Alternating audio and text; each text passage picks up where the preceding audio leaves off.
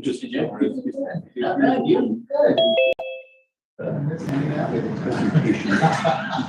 Wonderful year.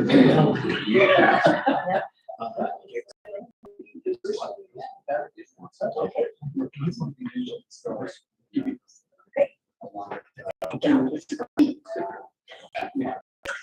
You can do the whole hand motion and all.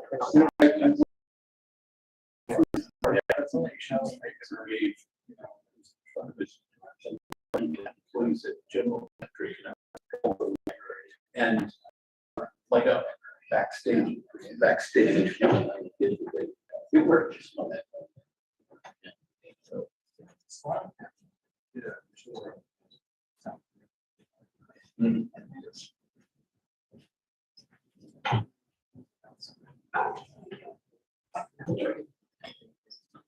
I'm sorry.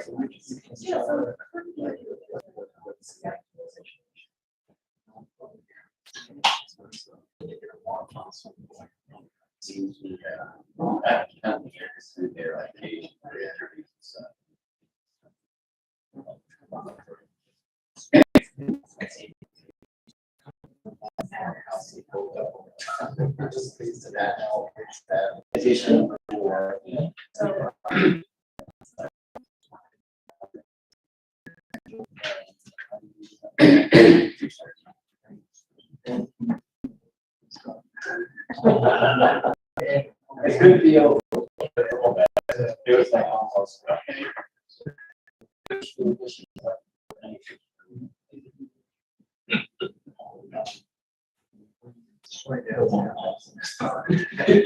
And you got to go down. That is.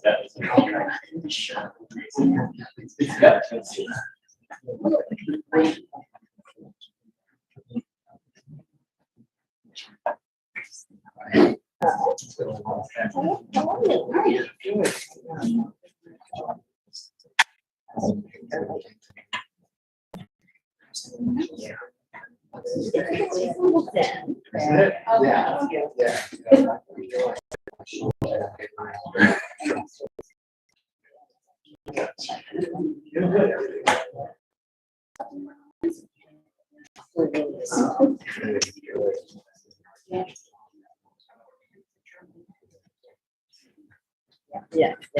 Thankfully, it was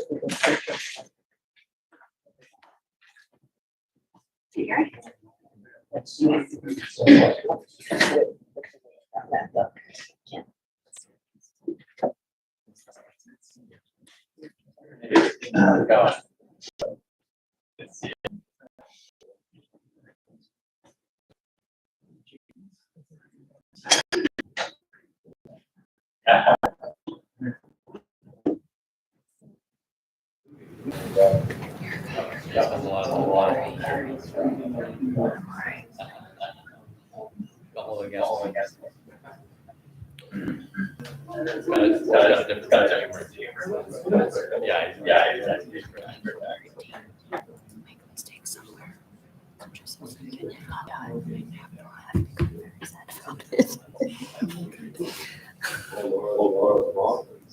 You ready?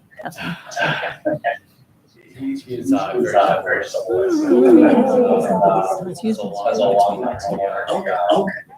Can't help himself. Sorry if that was what you were here for, John.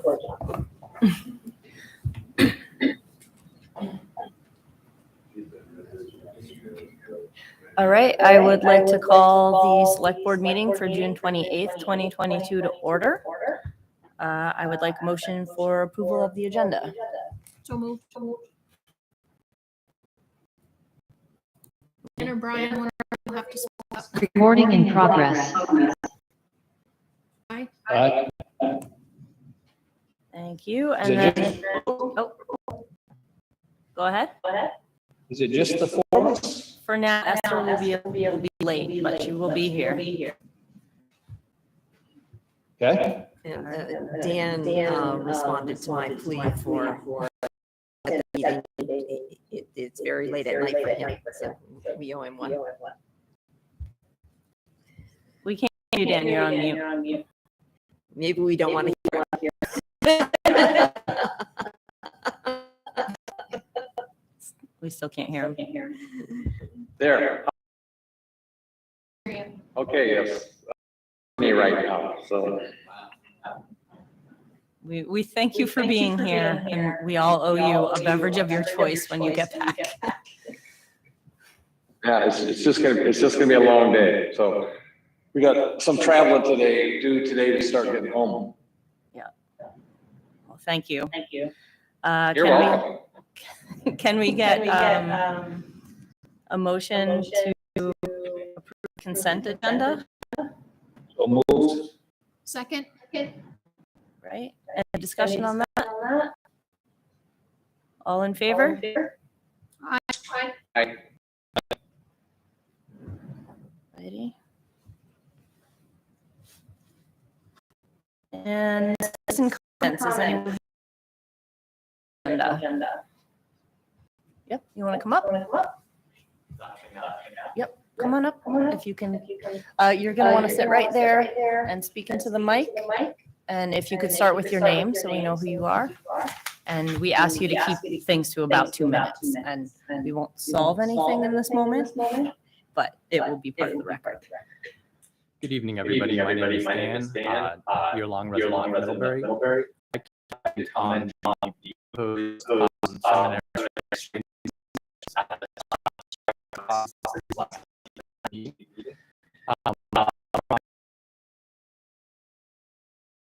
Fully in support of the ones that we want to consider.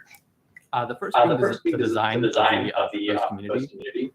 Summit Properties does not have a design in mind right now. However, they intend to borrow design cues from surrounding neighborhoods to make sure that the new structures don't look out of place. Now, considering that the surrounding structures consist of mid-century ranch homes and condominiums built in the 80s, I think we should ask ourselves, do we really want this development to reflect the past? Or do we want to encourage the builders to imagine and create a design that reflects the future and the present as afforded by new technology for building? Secondly, there were some questions raised about energy efficiency. The builders never have created a carbon net zero community, nor do they envision this community to be any different. They do want to adhere to standards reflecting Efficiency Vermont's building standards, but do we want to consider raising our standards to even higher standards of efficiency? Thirdly, there's been a lot of concern about the eligibility regarding what the proposed of homes in the site to be. So they propose this as a mixed community, meaning some houses would be subsidized, but the others would be market value or market share. When pressed to describe what the proposed like proportion would be, they said basically they will try to apply grants, see how much money they can get for the subsidized portion. They're hoping to get maybe 50% subsidized, which would leave 50% of the remaining market share, basically available to the highest bidder. That 50% seems to be lacking in terms of reflecting the needs of the community. Another concern of mine is that the people in charge of applying for the federal and state grants is Summit Properties themselves. So I wonder if they have a financial incentive to not get the grants because they might get more money for selling those products market share. I feel like we should do due diligence, make sure they do not have an incentive to not grants, and we should provide some oversight in that grant process. Thank you very much. Dan, could you just tell us your last name for the record? Thank you. Is anyone else here for something that's on the agenda? Any hands up, Kathleen? No hands up in the audience. Okay. Joe, I think you're up. So we have Joe McVeigh, President of the Ilsley Public Library Board, and Dana Hart, Library Director. Thank you. We are here to report to the Select Board on the progress of the Ilsley 100 project team. And Kathleen, if you could share those PowerPoint slides, that would be terrific. We've been working since the end of March. And we have a great team. We're delighted to have Jim Gish, who's part of that group with us here today, joining us at the meeting. You can see the opening slide here. This is actually one of our field trips. This is a field trip to the new library in South Burlington. So you'll recall that we were charged with looking at design options to fulfill the vision statement, coordinating funding and community engagement. I think you know who's been appointed to this team. So far, we've had 8 meetings. They're all open to the public, and everyone is welcome to come. Our next meeting will be this Thursday at the 10 o'clock at the Sarah Partridge Library. In order to get things underway, we've done quite a bit of background research. We've studied the previous studies, the existing issues, and the work that have been done on the library project. As I said, we've had some field trips to Shelburne, to South Burlington, and we anticipate Chester soon. Anna has shared with us designs from the American Library design, and her expertise, who's worked on many projects like this in Paris. We've got a really deep bench, I think, in terms of looking at design issues. We're trying to move from 3 forms of foundational assumptions. The first is the vision statement and the pillars for this project, which were originally developed by the trustees, later by the working group, and approved by the select board, and it's part to this group to make a welcoming, accessible, and safe community. Also, it to be flexible, because we don't know what libraries are going to be like in the future, sustainable as well, and safe. So that's one of our fundamental foundational assumptions. We're also relying on some focus groups that she first arrived in Middlebury, that among the community, what their aspirations were for the community. And some of those were to have a vibrant downtown, to have intergenerational gatherings, have connections within the town. And we're also trying to make sure that our work is aligned with the downtown master plan that I'm sure you're all familiar with. We're working on a rough schedule. At the moment, our focus is on developing and refining a square footage program, developing a strategic matrix to help us decide on what design direction to go in. We'll be engaging the services of an estimator to help us figure out the costs of some of those projects, and then trying to choose a future direction among several options. And we will expect to return to the select board at that point to present our findings and to ask your approval to continue to proceed, after which we would engage an architect to develop plans. So we use design matrix and possible design directions. We don't yet know what this is going to be. We might renovate and repair the existing building and stay within the current footprint. We might have a 2017 building we would renovate and expand. It's also been suggested that we might consider a program with an annex. What if we put some of our functions elsewhere in town, not too far away, do a new structure and found an adaptive reuse the current building. So just to emphasize, no decision has been made. Those are just what we're considering. So we need to think about how we're going to make that decision. And to do that, we plan to use a matrix and to evaluate each of those possibilities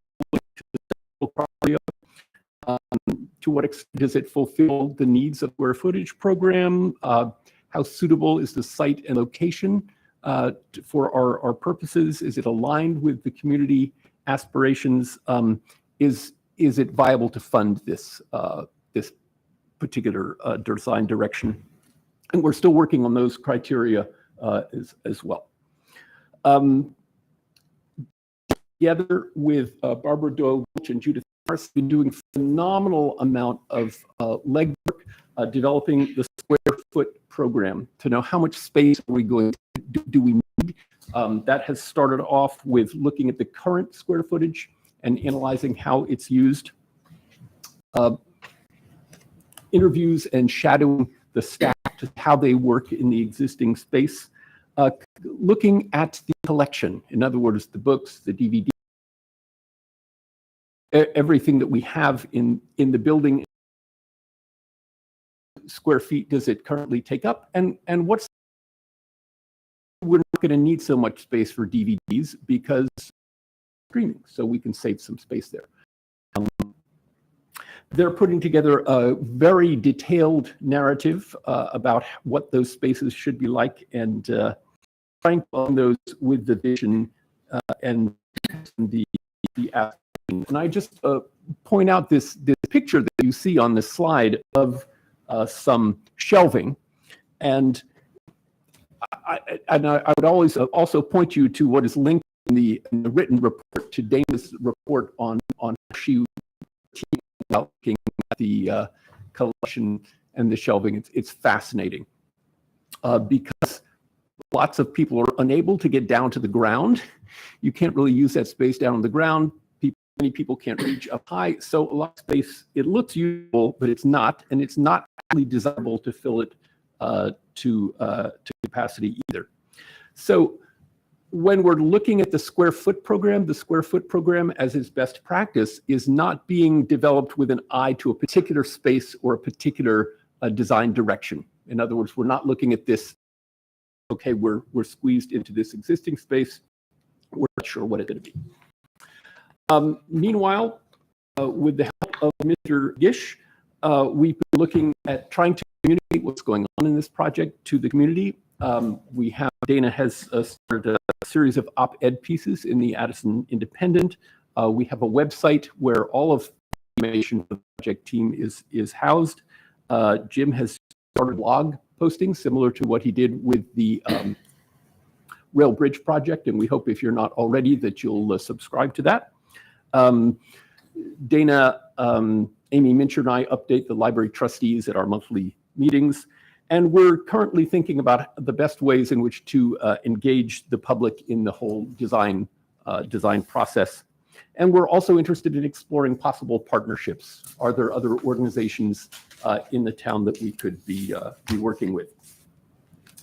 The big question, or one of the big questions, in addition to design and to communications, is funding. We're, with the help of Ken Perrine, we're exploring some possibilities of government funding, of private funding, and public funding. Dana can speak a little bit to our work on the private funding front, if that's something that you're interested in. But it's pretty clear to us that we're going to need multiple sources of funding in order for this to happen. So the is to refine that square footage program, solidify those possible options and the criteria for the decision matrix, engage a cost estimator in the decision-making process. For communications, we want to obtain some feedback from the public, explore those possible partnerships, and then identifying funding sources. So that's the short and sweet version. You have the written report as well. So I don't know, anything, Dana or Jim, we're open to your questions. Do either of you have anything? I don't. I'm just loving the fact that someone called library shelving best practices fascinating. No, on the record. So I'm just over here on cloud nine. I have nothing to add. Very happy to answer questions. It's linked from the report. It's fascinating. I couldn't believe the level of detail they went into, and it's a presentation in and of itself. Maybe you'll give that someday. I thought it was really interesting. I'll just comment quickly and say that I'm just really impressed with, I read the written report and the presentation, and I'm just impressed with the amount of work and the quality of the information you're providing. So thank you for your time and effort. I'm excited to see how it goes forward. Brian or Jen? Did you have anything? I have nothing to add. It's a great presentation. Thanks, Joe. Dan and Farhad are the select board. I'll be around soon. Do we have any hands up in the audience? Okay, I will just say before we move on, I'm also very, oh, we do have a hand in the room. Sorry, come on up. You can come over here if you want and join us. That way we can capture you in the recording. And go ahead and state your name. Good evening. I'm Richard Hopkins, live at 94 Meadow Glen Drive in Middlebury. I'm a big fan of the library. I'm a big supporter. I just want to bring to the select board's recent memory that 2 years ago, you adopted a goal of reducing the town's carbon dioxide emission by 80% by the year 2030. And the select board at the time asked us to ask the energy committee to try to flesh out how we would get there. And one of the key assumptions that we made in that pathway that we described is that whenever we needed to replace a fossil fuel boiler, we would replace it with an electric heat pump. And you didn't in your presentation address some of these logistical issues about how this building or any replacement building would be heated. And I'm just bringing up again that we need to move from fossil fuels to electricity. Thanks. Thank you. I will mention that one of the pillars on which this project is built is sustainable. And I think it's very much understood by the project team that includes every type of sustainable, of which heating is one. Thank you. I'm glad to hear that. I would just say that sustainable can mean different things to different people. Yeah. And we're trying to be real specific that we need to not burn any more fossil fuels. That's the part of sustainability that we're interested in. There are other parts. I know that. Thank you. Thank you, Richard. Come on up. We have another comment. Just quickly, while other comments coming, because I totally forget, but we have a design for the replacing the boiler with heat pumps, but the price was Yeah. and availability, right? Right. So- So we have plans. We could put plans out to bid to replace the library's current heat system with new cold climate HVAC system heat pumps. But the estimated price 4 months ago was a little over $1 million, and we were going to have to relocate out of the building during that work. So we decided to HVAC problem through this larger project. So there's some urgency, which is not a bad thing. Right. But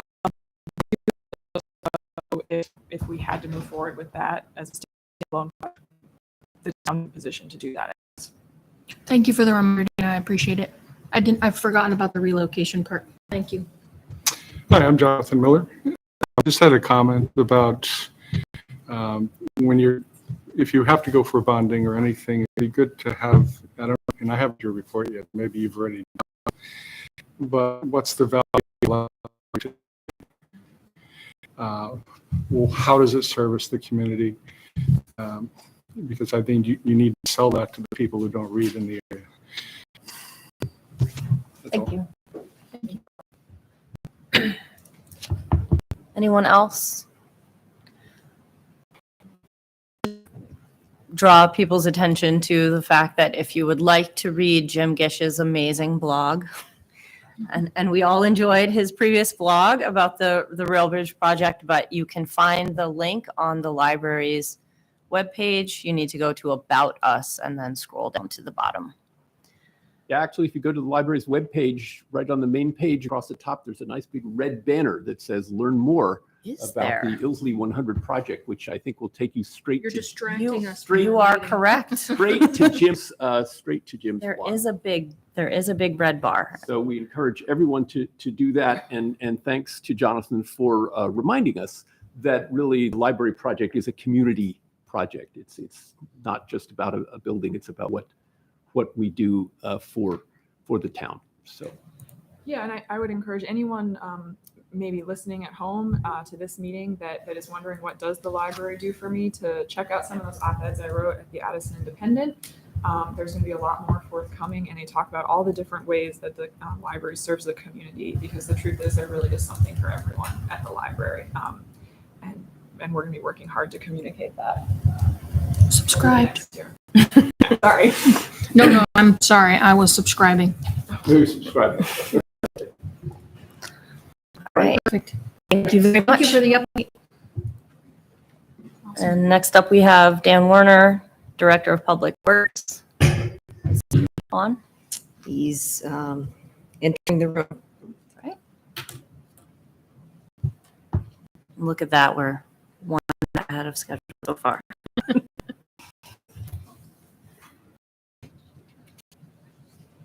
Hi, Dan. Hello. All right. That's okay, water and sewer budgets, first thing. Kathleen, are you gonna put up the expanded budget, or do you want me to go through? Why don't you share screen? Hold on.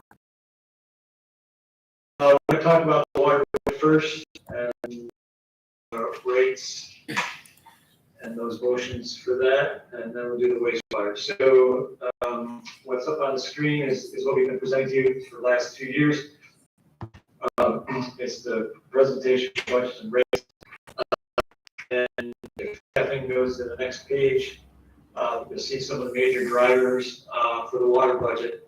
And so off to the left-hand side by the bullet there, it says line numbers. Those are the lines that are in the full budget. I'll just run through some of those. So the drivers are $8,000 for a summer intern. Line 61 is equipment reserve. We were adding $20,650 in that line item. This is the first of probably 2 years set aside for sharing an excavator purchase in the future with highway and the sewer department. Hydrant maintenance is going to go up by $6,000. And along with the next one, maintenance of services for $5,900. The water department is getting adequately staffed, and they will be attacking some of the hydrant maintenance that need to be done along with the service, which means curb boxes and curb valves. So they hope to spend some more time and money fixing things that need to be fixed. Maintenance of mains is up by $19,000. Some of that reflects the cost of pieces and parts for clamps or sleeves, water main pieces itself. And also, I think it's $8,000 for a rental of a valve box maintenance machine. This is basically a trailer mounted machine on a trailer that turns the valve stems up and the valves up and down within the body of the valve. Much more efficiently than you can do by forearms and shoulders. And so this is a rental for, I believe it's a month worth of that machine. The next one is chemicals. I think it's $1,000 due to the cost of those materials on the marketplace. Cellular meters, last year we had budgeted $50,000. Since we're doing some of that this year, that same 50 is no longer needed, so we're going down to 25,000 to finish purchase of those cellular meters. Talk about increase the capital improvement amounts for water. Last year we kept it flat. We did not do an increase. Typically it's been about $110,000. So we went back to this year, increased by $108,752 for a total of $563,552 in capital fund for water main projects. Line 80 increase that by $15,000. This is to set aside annual funds for a well motor, a well pump, or the electronics. We'll talk about that later on in my presentation. Variable frequency drives to operate the equipment. So kind of calculation of what these things might cost, stretch it out over a few years, and said, let's use $15,000 to start to set aside, so we're not caught in a bind with a cash flow issue. Line 81 is well one demolition. This is one of the buildings out by 116 near the well number 2 Palmer Springs site, and that is to for $7,000 to remove the old structure. So the water budget is, my own sheet up here, is $1,812,380. And the infrastructure committee is recommending that to the select board to adopt the water budget for that figure for fiscal year 23.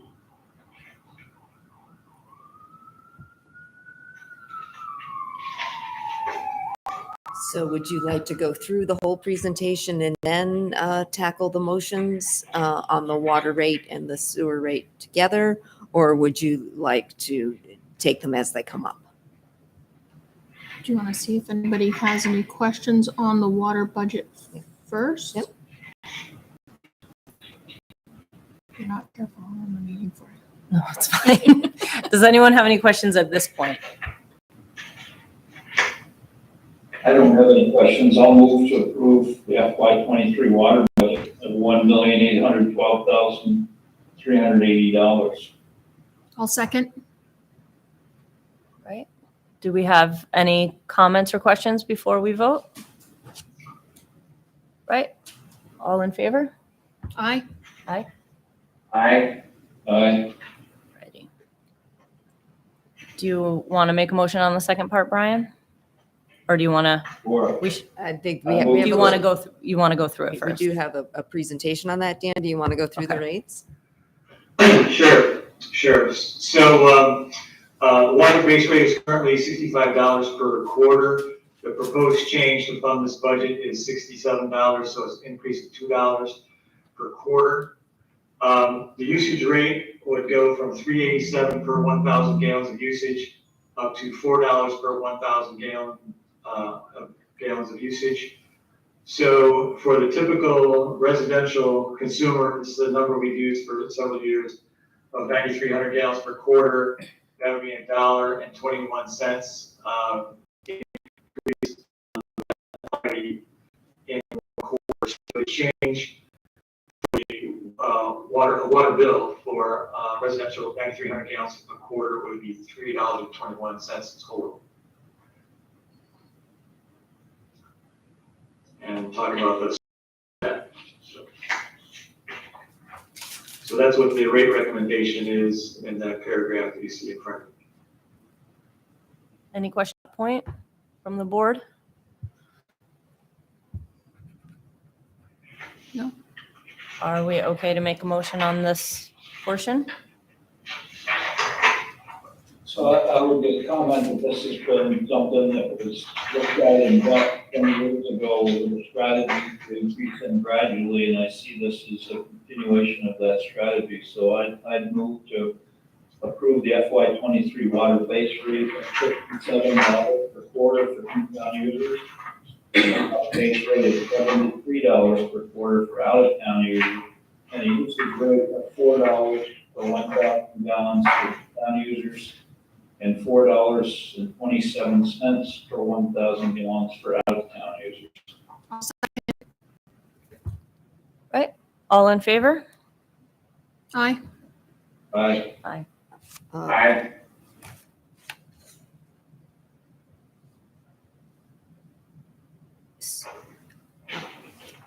Dan, were those rates that were in the motion correct? The 67 and the 73 for the water? Not according to the presentation. Sorry about that. That's okay. My error. What, you okay? Yeah, I thought it was $37 for the presentation, not 67 and 73.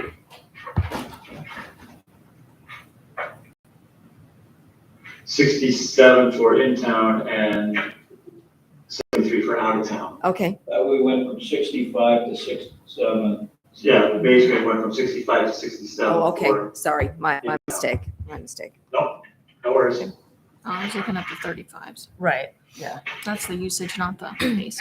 right. Okay, thank you. All right, wastewater. Yeah, so wastewater, talk about major drivers there too. Temporary, I'm sorry,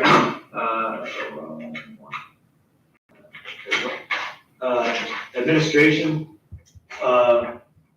wages, an increase of 9,370. Administrative services, this is the amount that the wastewater and the actual water department does too. They contribute some of the funding for the services for higher administration staff. Employee benefits are going to increase by 18,887.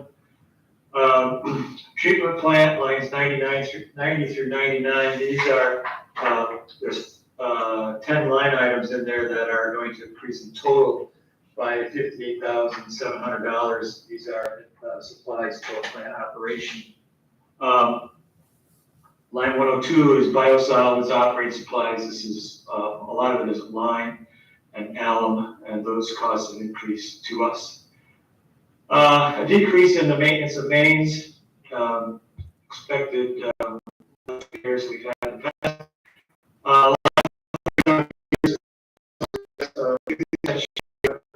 Purchasing $7 million.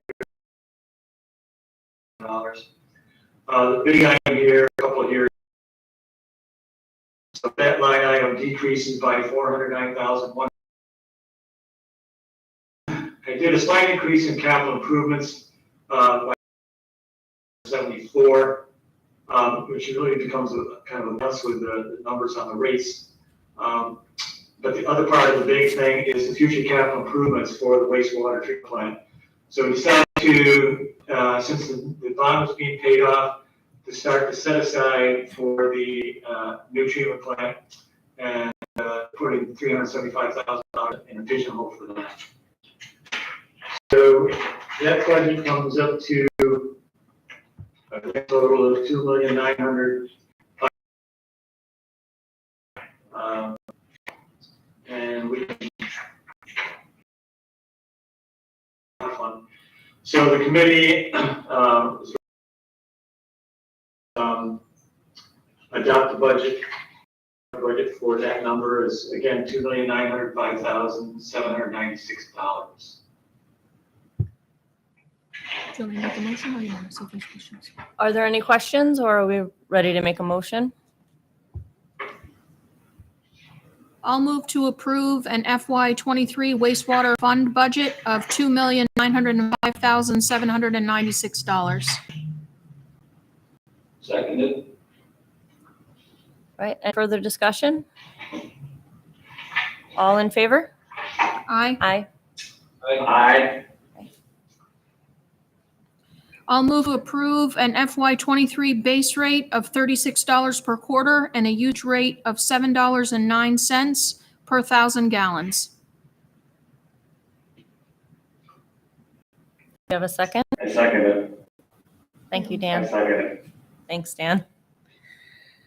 Any questions or comments? Can you just show us where the slide, Dan, of what they were before we go? Oh, right. Yep. We didn't go through that, So sorry. Kathleen will put that up. And so the second group of bar down, it says wastewater base rate. So that reflects the change from $34 to $36 for FY23. So per quarter, it's $2 additional. Usage rate goes from 6 per 1,000 gallons up to 709 per 1,000 gallons. And for that typical 9,300 gallon per quarter user, it's $1.40 So the sewer charge goes to $3.40 per quarter, higher than this last fiscal year, or current year rate. So combined rate is, do the math on it. So the combined base rate goes up by $4. Combined usage rate for that 9 goes up by $2.61. So total is $6.61 per quarter combined for water and wastewater. Okay. So is this keeping us at least status quo, Dan? It's like 3%, but a lot of our supplies are going up 8, 10, 20% and whatnot. Are we continue to have enough money to operate into the future? So, Bob looked at his supplies, we developed these back in late April, May, but he looked at them again just a couple weeks ago. Lime and alum supplies, it's for today, and probably a little bit. But yeah, 3%.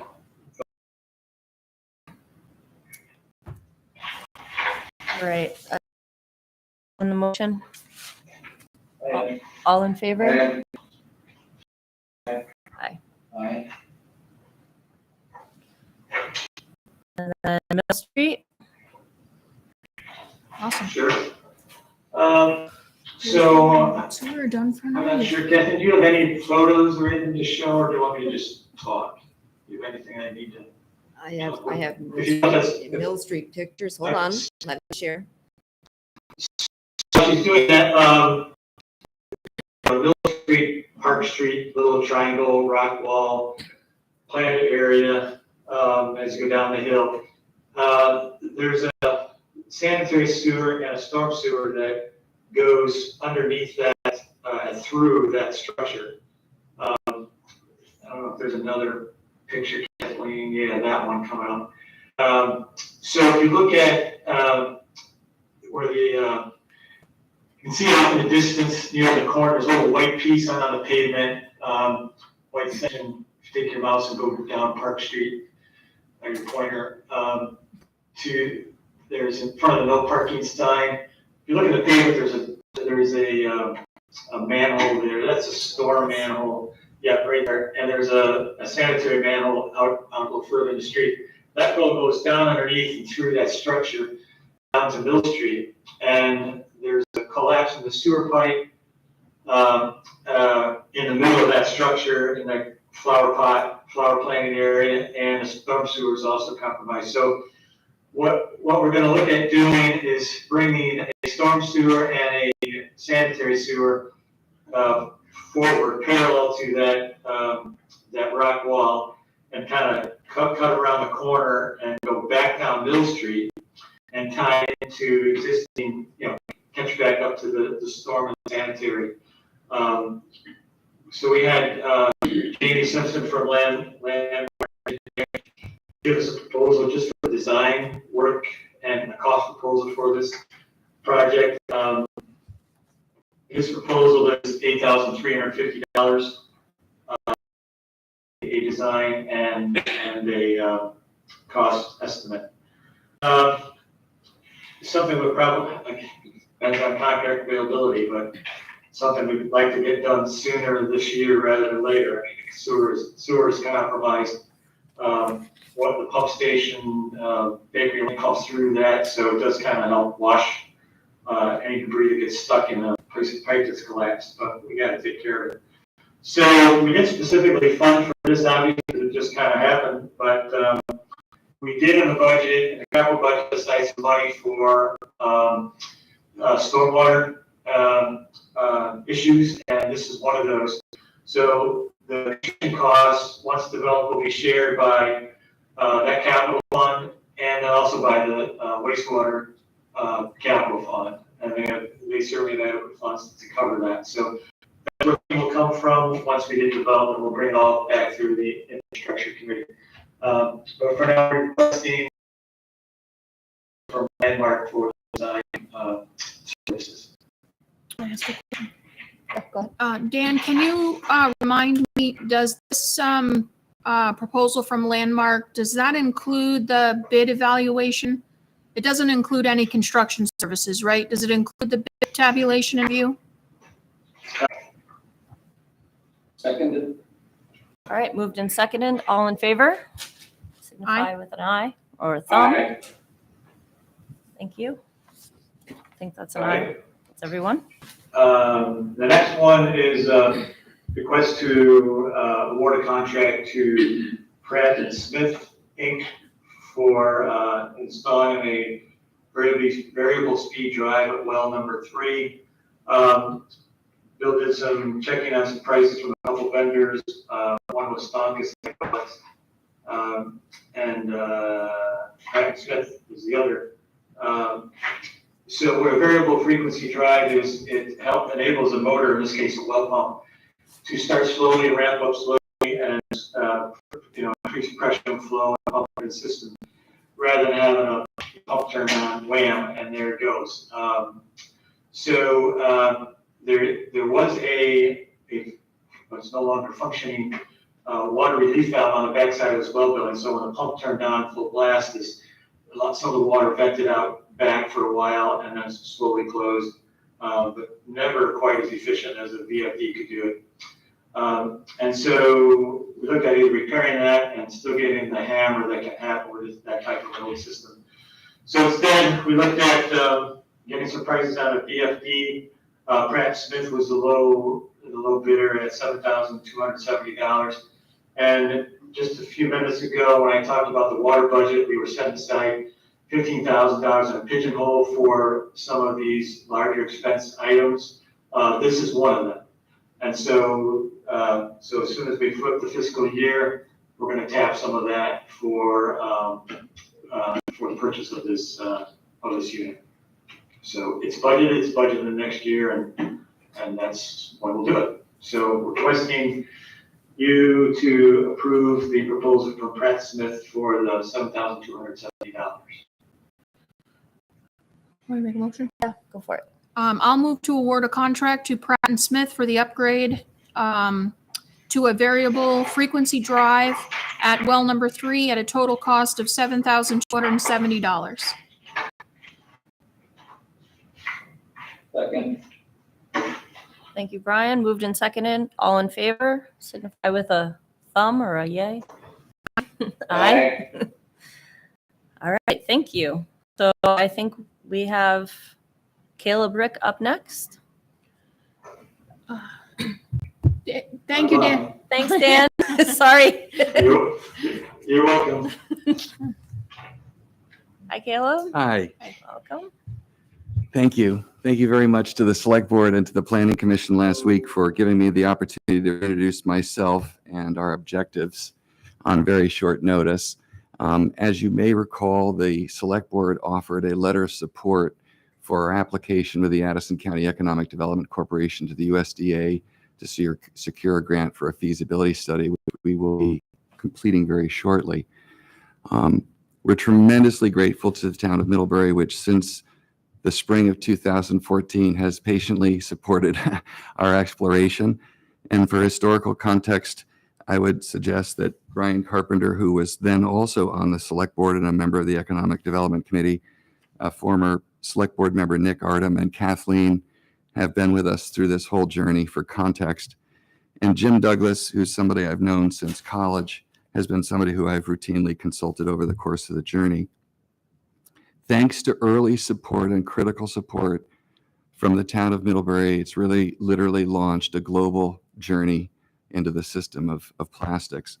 We originally came to Middlebury because of a recommendation from Vermont Railways, which recognized that there was rail accessible parcels here in town, large enough to accommodate our storage needs for plastic feedstock that we might bring in from across Canada and the US. As we look more deeply at Middlebury, we had what I would describe as the wow factor, and recognizing that there was a whole lot more here than property and rail accessibility. And thanks to deep support from members of the town staff, members of the community, the college, and others, we were able to launch our business and again pursue this broader journey. As we conclude our USDA study, we are now faced with some additional urgency. Thanks to the study and reflection over years, sense of what we'd like to be able to do here in Middlebury. Proposal for the business, which would enable to have ownership in Canada and for very attractive terms, thus changing what we thought would be a more gradual staging of our business. Secondly, the rapid evolution in the financial markets of carbon offsets and plastic credits, which effectively are financial market instruments to incentivize climate positive behavior in terms of industry, and in the case of plastics, better stewardship. We recognized created tremendous financing opportunities for us to finance our prospective project here in Middlebury. Because of the way in which carbon offsets and plastic credits are valued in the marketplace, it's not just the mere calculation of how many you've created. There's great variation in the value of the credits tied back to that which surrounds the underlying process. So for example, if we create employment where there hasn't been previously, that's good. If we work with folks who have challenges as our workforce, that's even better. If we provide them with housing, daycare, food security, we work on increasing the value of the natural habitat in the space, public access, public transportation.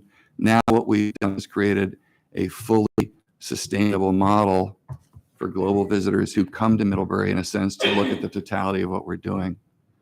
What it affords us in practical terms is the ability to secure highly attractive financing to invest in the public infrastructure that otherwise might not make sense, if I could say it that way. But in our case, because of several years of looking at Addison County, and I'm a Vermonter, live in central Vermont, recognizing that the unemployment rate here is historically low, recognizing that there's already significant demand for low and unskilled workers from other employers, community, the college, the hospital, restaurants, hotels, what have you. We recognize that if all we did was coming to town to say, hey, we've got a bunch of jobs to create, we in a sense would create a problem at the macro level in terms of the local employment situation. So with intentionality, our focus is on working with marginalized groups, thinking about folks who have challenges returning to the workplace, who need that extra bit of help, folks recovering from substance or domestic abuse, former prisoners, refugees, veterans and others who are facing mental or physical challenges. Those are in fact the constituency groups that we want to work with. We see tremendous business promise, to be clear, in making that commitment. But what it also means is we have to think about the totality of the infrastructure that we provide to enable that workforce to succeed. So we no longer have the luxury of coming to Middlebury saying, hey, we've got a plan, we want to create a bunch of jobs. We also have to say, we need a plan for housing. We need a plan for 24/7 daycare. We need accessible food security. We need greater public transit access. And yes, we need a way to get downtown from the area in Middlebury where we'd like to be, because a good percentage of our work population won't have driver's licenses. So it's against the totality of those needs, admittedly very complex, and the fact that it impacts many of our neighbors, we think beneficially, that we're not here to say, hey, will you approve this? To be clear, we expect and want to go through a robust review process, because as an environmental company, that in fact strengthens our position to the extent that we can not only meet, but more importantly, exceed any compliance or regulatory plan objectives, further strengthens our population, not just our position, rather, not just here, but the audiences that we will come and visit. But we are at a critical stage where we're ready and urgently in need of going to the capital market to begin raising capital, to hire the local engineers, to hire the architects, to work with the others locally that we need to put that formal plan together. And as I hope you can understand and appreciate, what we need is some indication that you don't want to throw us out of town and the potentially that you were continuing to explore our exploration of headquartering our facility here. So in a nutshell, that's what I'm specifically here to ask for. I'm hoping that I have an opportunity with the board individually over time. I'm sure there's a wide host. We did create a basic website with some backend, and there's lots more behind that. But anyway, I hope that's a helpful starting point for why I'm here. Thank you. That's great, Caleb. Thank you. Does anyone on the board have any questions for Caleb?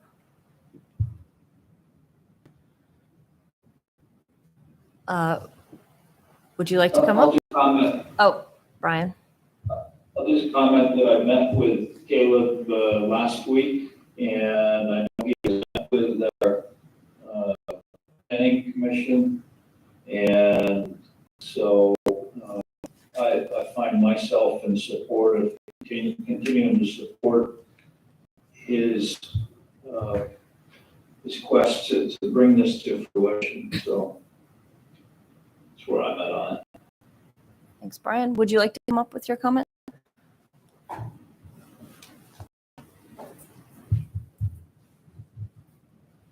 Very simple one. Please state for the record your website. Absolutely. I'm sorry. Yes, it's, thank you. It's www.ecomats, which I'll spell EKOMATS.com, /symbol, and then mid, MIDD. And what it has, and I apologize, I should has is an introductory narrative, but I very rough schematic plan, thanks to help from the Addison County Regional Planning Commission. Again, all very preliminary, but in a sense to set out sort of what we're looking for. It includes an aerial overview of the site so folks can get some sort of sense of the space. And then there's a lot of background information in terms of our material, process, products, what have you.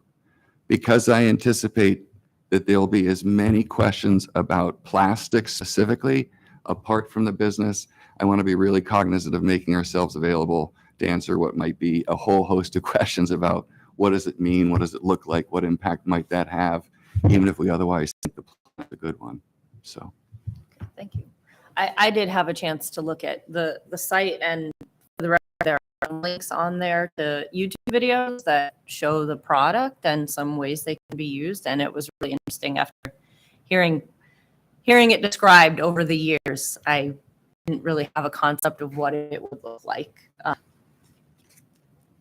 Thank you. Moved and seconded. All in favor? Aye. Aye. Aye. All right. thank you very much. Thank you very much, Really Caleb. grateful. Thanks, Caleb. I'll have to check on the All website. right. I didn't think to do it. And we have some, I got it. Next we have appointment to the vacancy for the DRB.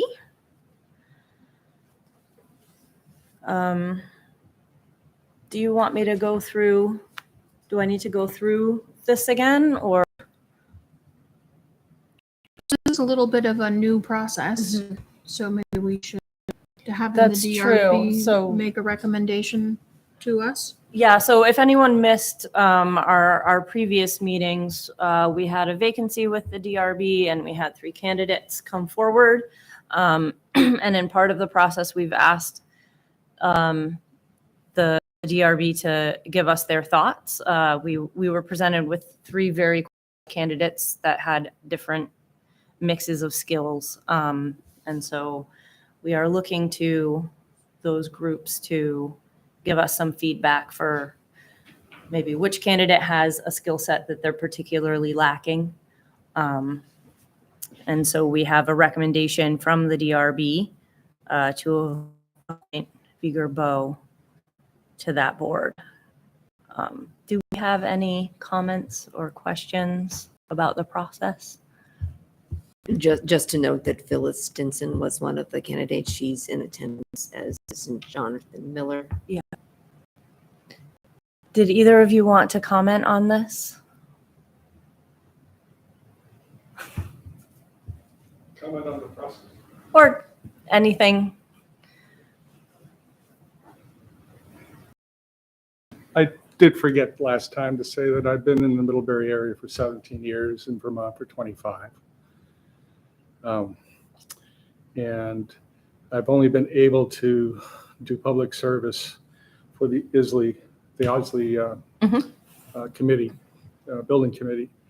But I find myself with a little more time now. Okay. Thank you. And Phyllis, did you? Please, I'm sorry, please don't let the decision tonight defer you from pursuing other opportunities, please, because we need great people all the time. We are only recently in the position of having so many candidates for what we have on offer. It's a wonderful problem, and it's something we've been working towards. So there will be other opportunities. I think I was done when I heard that there was an architect on the board committee already. Thank you. Phyllis, did you want to comment while you're here? Sure. Hi, everybody. Thanks for taking some time. Did you nominate someone? I couldn't quite tell. So we nominated all of you at our last meeting. And then we asked for some feedback for the DRB, and they are making a recommendation to appoint VP.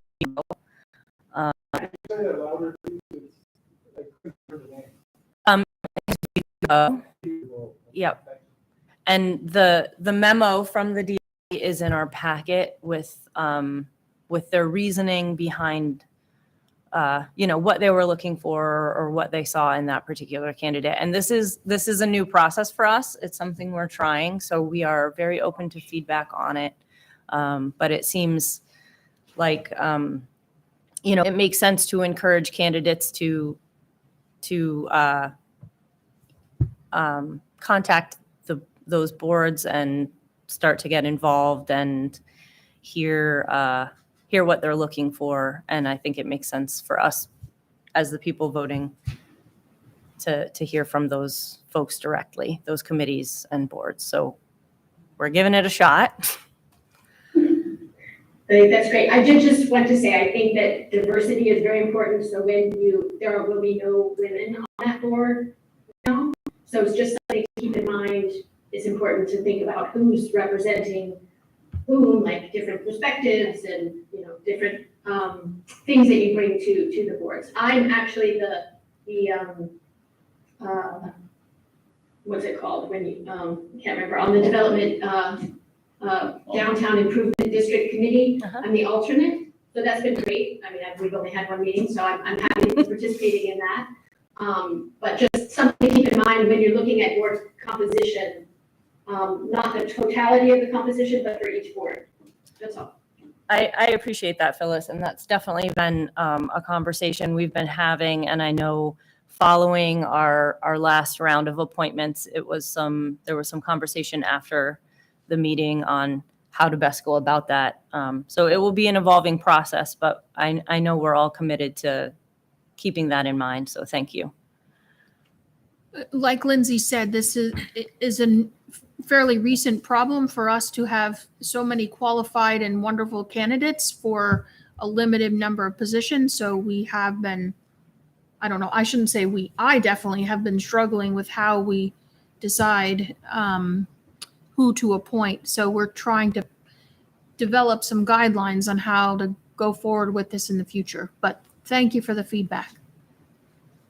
And again, as we said with Jonathan, please don't let this deter you from continuing to apply to other things as they come up. And this, this appointment goes to April 2023, and there'll be other opportunities to apply for the same board. So. Right. Are we ready to make a motion? Or does anyone on the board have any comments about the process?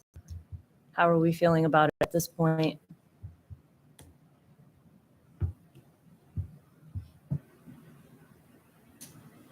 Hearing none? If we actually have implemented as soon as possible a process that we talked about, and it wasn't just talk. So thank you, Kathleen, for getting that going. All right. Heather, would you be willing to make a motion again? I'll move to appoint Viger Bo to the vacancy on the Development Review Board set to expire in April 2023. Second. Thank you. All in favor? Aye. Aye. Aye. Thank you. And thank you both for being here, Phyllis and Jonathan. And thank you for being willing to serve. Thank you. All right. Vermont Gas. Kathleen, are you doing this or? David, is here. Okay.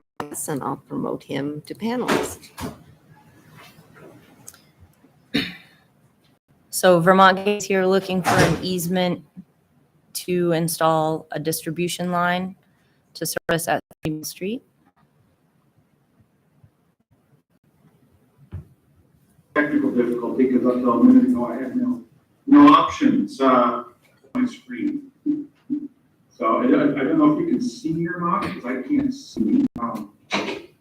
Your video is not on, but we can hear you.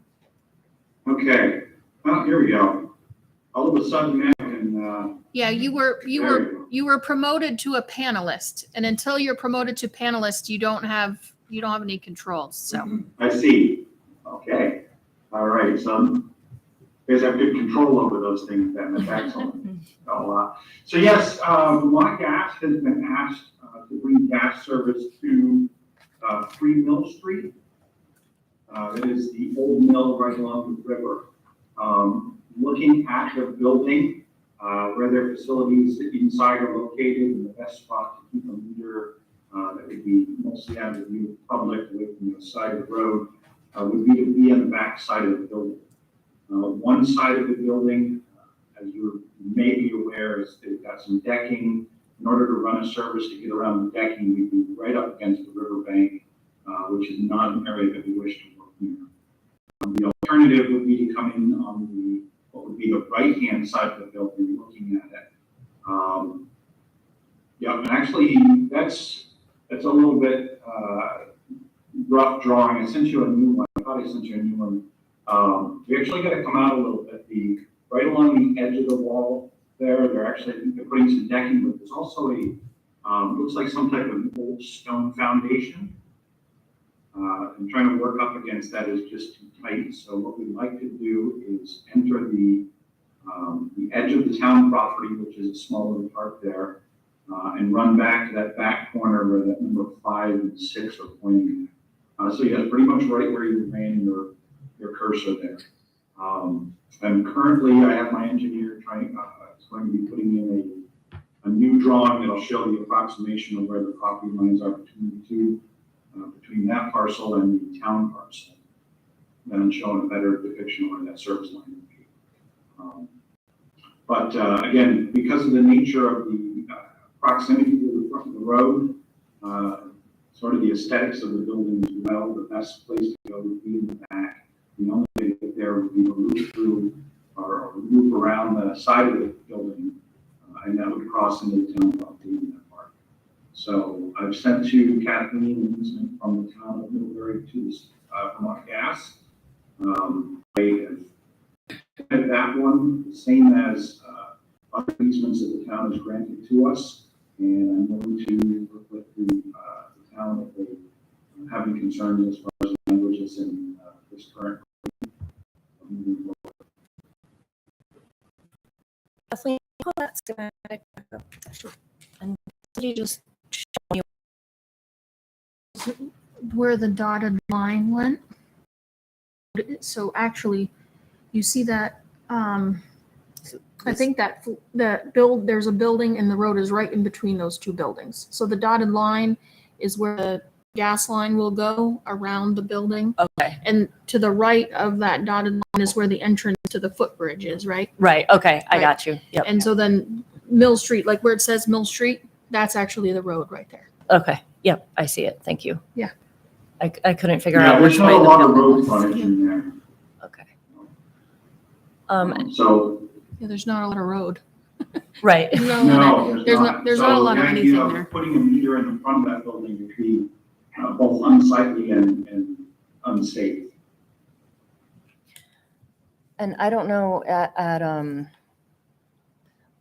will this in any way overlap with any of the water work happening in that What we area? just proved, no, Mhm. that'll be up more at the top. Because it's more at the, okay. Yep. So where we're connecting, where Dan talked about that It's the further down. wastewater and sewer, it's up further. So After where the road splits, Dan's talking about designing that to come around to the split and down, and it will actually connect in up above the work Okay. where he's talking. I'm pretty sure. Okay. Brian or Dan, did you have anything at this point? No, I don't have any questions. I don't either, and if the draft easement works out from what we had used for language before, I'm okay, giving an authorization to Kathleen, subject to Ben's final review. Did we have comments from the audience? State your name, please. Yeah, Ross Conrad. I think Dave, is it? Could you tell us, what is the purpose, or why is gas service being requested at this location? So the current owners of the building, I'm not in the sales department. You give me a second, I'll probably pull up the sales application itself and tell you what they're using it for. I would have to take a look at that to see if I can find out. We don't have Mary or Stacy here, do we? What's that? I was asking Kathleen if the owners were in the audience, but they are not.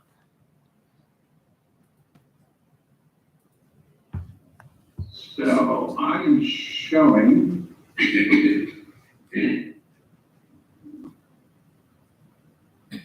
Looks like they've got a. I don't see equipment listed, but looking at the BTU load of 600,000, my first thought would be that is for a heat load in there.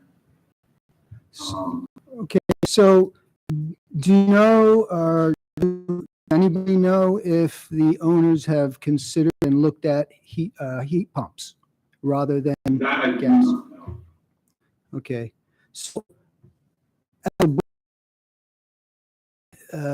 you guys have made of good progress in town, moving us away from fossil fuels, getting us on board, net metering solar, increasing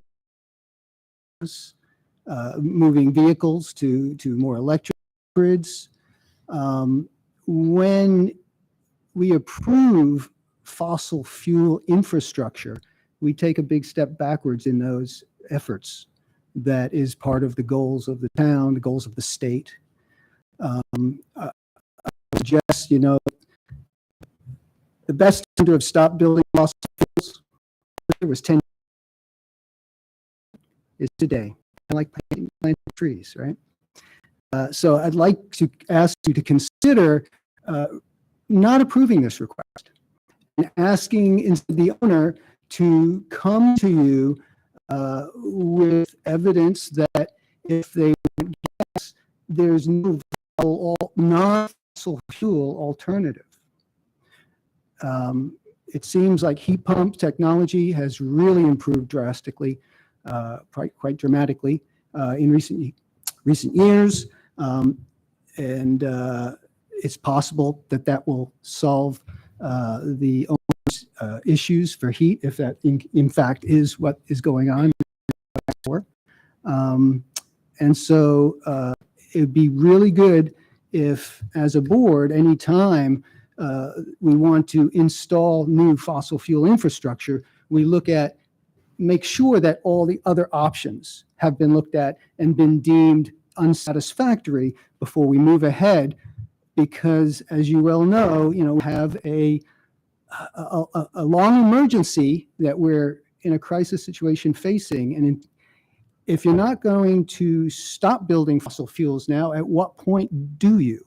You know, the International Panel on Climate Change said we've got like less than 8 years to get it together to drastically reduce our use and to put in new infrastructure. At best, that gets ripped out in less than 8 years. It's probably not a good use of our resources and energy and time. So, based on knowledge, not just rubber stamping because this is done. Thank you, Ross. Nope.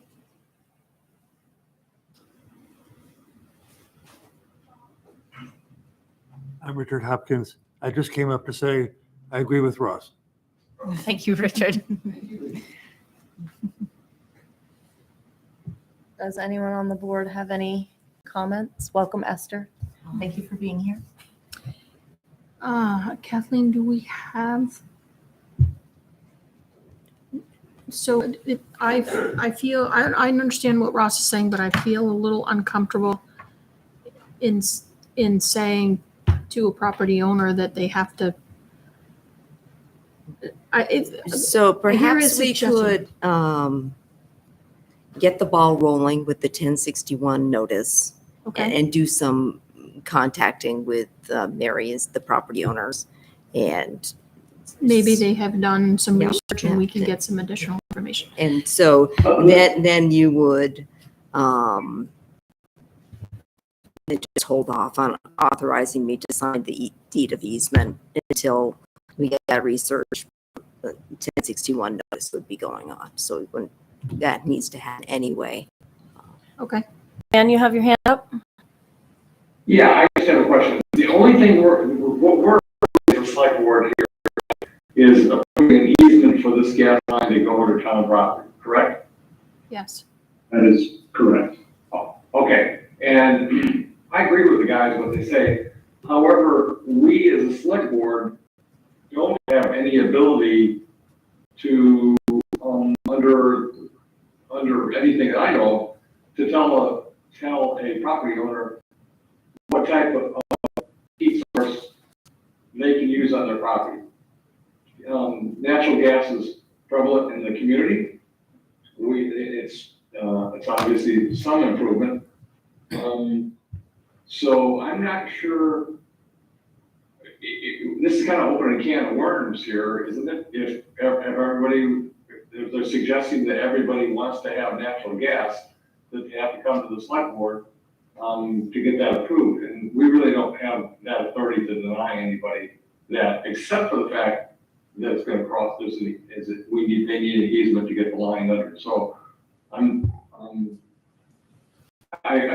not disagreeing that we don't do something different right now, but I think we're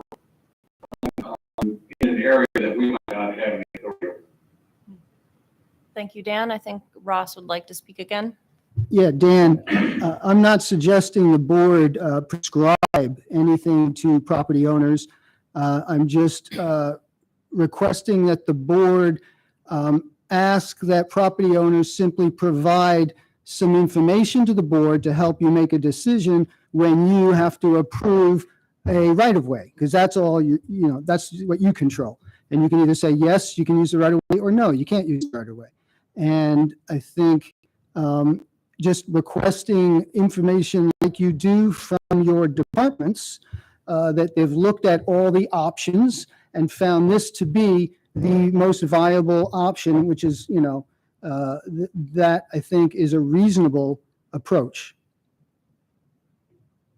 Okay, I don't see it being an unreasonable approach, but how many other times have we granted this and for other properties in town, and why would this one be a different approach for them than any other property? I'm just looking at fairness. Yeah, you're right. I probably should have been bringing this up from the very beginning on the very first, actually at the very first time Vermont Gas asked for a right-of-way, I came to you and let you know I thought it was a bad idea.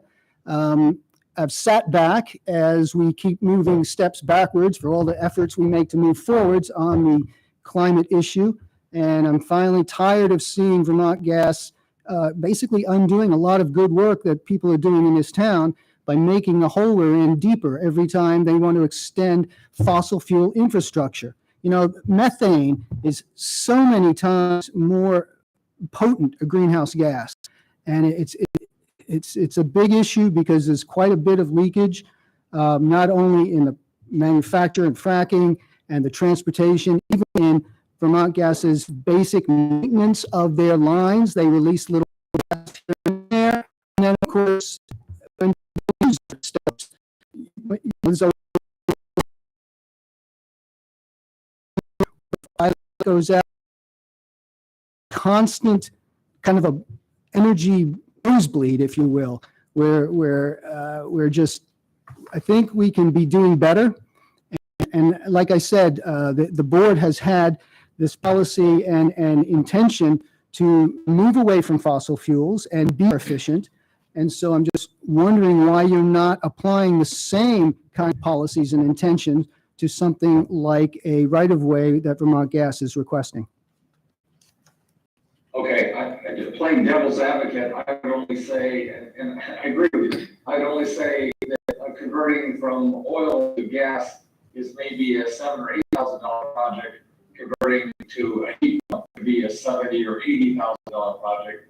So your choice, stay on oil or get natural gas, or help them find money to do the conversion. Yeah, well, I don't know what the situation for the owner is, and since we don't know what they've looked at, what they've considered, which I think is basic information that I'm simply suggesting that the board requests before making such a decision, then you would have all the answers you're throwing out. You have the questions. Thanks, Ross. I'd like to propose we move forward. If the board is comfortable voting on the 1061, I'm wondering if we held off on the deed of easement, is that going to alter the timeline for their project? Kathleen, do you know? The easement can't be signed until after the 30-day period. Right. So I don't think it should affect. So we'll be able to meet again before. So if the board is comfortable with that. I do think we could request some information from the property owners. I don't think they would be required, or I don't think we should make them feel like they're required to provide us any information. So if we don't receive anything, I don't disagree with anything you're saying, Russ, but at the same time, I feel like we're getting I'm just a little uncomfortable with dealing with a private property, and, we're also trying, anyway. If we're going to change our process and request that property owners or property owners of a certain size at least get what I assume would be a free consultation for heat pump installation before they come to us for an easement, I think, we need to have that on the table before we single out this particular building, because we know this has happened before and it will happen again. But obviously, I agree with you that this is switching to natural gas is not going to is going to keep digging us into a bigger hole. It's not making things better, though it is obviously the economical choice for a lot of people at this point. So, I just have a couple of comments too. Mm-hmm. I agree with a lot of the comments that are made, and I agree with Rob. We need to certainly work on our energy solutions. I think we're blind if we think that it's all solved by electric energy, right? It's not so pure as we would like to make it. And the gas lines are working to have renewable gas infused in them. So, we're putting in infrastructure, yes, but can we work towards maybe more renewable gases? That's what we're doing with the Goodrich project. So I'm not feeling like we should hold one landlord hostage to this discussion. I think it's a greater discussion is something we should have. But I feel this one landlord is, wouldn't be expecting this. What we have done previously, the landlord would expect that we would support it as long as it didn't infringe upon the other properties. Did you want to briefly say one more Well, thing? no, Brian said, I think it would be a good conversation for the board to have of how to handle such requests from Vermont Gas in the future, at least, so that you've got a clear process perhaps of how you want to move forward. And just so you know, Brian, it's like 1% of Vermont Gas's actual methane that they supply is produced renewably. It's a tiny, tiny amount. There's no way they're going to supply all their customers with a green gas. It's great. It's not a clean fuel, unfortunately. So that's why I'm here. Yeah. All right, so Brian, are you suggesting we vote on both motions, or are you comfortable with? My personal opinion, yes, we would have to be unanimous here to be, because it's a quorum, so. Do you want that's to, all we've got. do you want to make some motions then? Sure, I'm fine with that. I move to authorize town manager Kathleen Ramsey to work with the draft required 24 VS and 1061 for the conveyance of an easement located on town-owned land to Vermont Gas Systems for installation of gas service at 3 Mill Street. I'll second. Moved and seconded, all in favor, signify with. Aye. Aye. All right. Do you want to make a second motion? Sure. Pending the completion of attorney review and the expiration of the required 30-day comment period specified under section 1061, I further authorize Kathleen Ramsey to sign the deed of easement.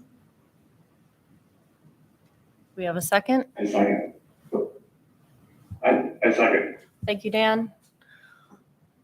All in favor, signify with an eye or a wave. Aye. Aye. Aye, with the addendum that we will continue this conversation. All right, check warrants. Thanks for being here, Dave. Thank you for having me. Thank you. Good evening. I move to approve total expenditures in the amount of 440,000. 440,000, yes. $57.47, consisting of $320,001.59 for accounts payable and $120,055.88 for payroll for the period of June 15th, 2022 through June 28th, 2022. Second. Moved and seconded. All in favor? Aye. Aye. Aye. Great. Board member concerns. Esther, let's start with you. Nothing for you? Heather? Nothing? I'm good. Dan, do you have anything for us from Germany other than you would like to go to bed? Nothing, thank you. Brian? Dan, you don't sound good. Hope you have a good trip back. Thanks. Little story behind that. Yes, thanks. Right, that. I had two things that I was going to bring up briefly before we move into executive session. One is that we had our first Pride here in Middlebury. We had, I'm guesstimating about 75 people show up, and we've received dozens of enthusiastic responses. So hopefully that will be something we can host again next year. And I also just want to acknowledge that between our last select board meeting and this one, 50% of people in our country lost their right to bodily autonomy. And so I didn't want to let this move forward without at least acknowledging that we've had a significant change in rights for half the population. And with that, I'm wondering if anybody would like to move us to executive session. Want me to do it? I'll do it. Yep, thank you. In accordance with Vermont's open meeting law requirements, I move that the board find that premature general knowledge of the consideration of real estate matters and contracts would clearly place the select board at a substantial disadvantage because the select board risks disclosing its litigation strategy if it discusses the real estate matters and contracts in public. Anyone want to second that? Esther, thank you. Oh, in favor? Aye. Aye. I, I further move that the board enter into executive session to discuss real estate matters and contracts under the provisions of Title I, Section 313A1 of the Vermont statutes. Esther seconding us. Thank you, Esther. All in favor? Aye. Aye. I. All right. Are we still recording or? Yes. It'll take a little while for everybody to. Okay.